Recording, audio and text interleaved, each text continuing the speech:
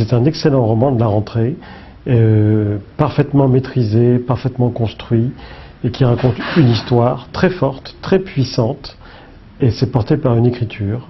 Donc il a tout ce qu'il faut pour plaire. C'est un livre sur un sujet tragique qui n'est pas la guerre, contrairement à ce qu'on croit, mais l'après-guerre.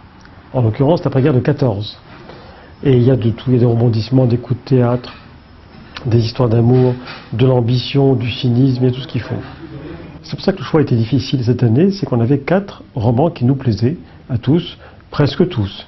Donc on s'est beaucoup engueulé, très chaleureusement, très amicalement, mais engueulé quand même.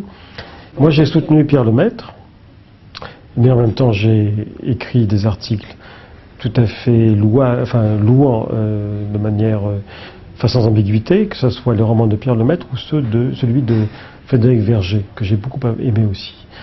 Mais j'ai estimé que le livre de Pierre Lemaitre était mieux à même de rencontrer la faveur du grand public.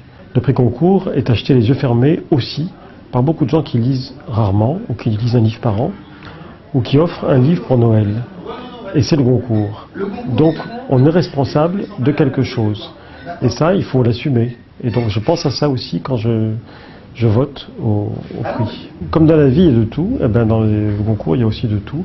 Il y a parfois des livres qui sont vite oubliés. Il y a des grands succès qui sont oubliés. Il y a des grands succès qui resteront. Il y a quelques chefs-d'œuvre. Mais vous savez, l'édition française ne produit pas des chefs-d'œuvre une fois par an. Faut pas croire. C'est rare les chefs-d'œuvre. Et est-ce que le livre de Pierre Lemaitre, selon vous, sera un chef-d'œuvre? Aucune idée. Je sais que c'est un très bon livre.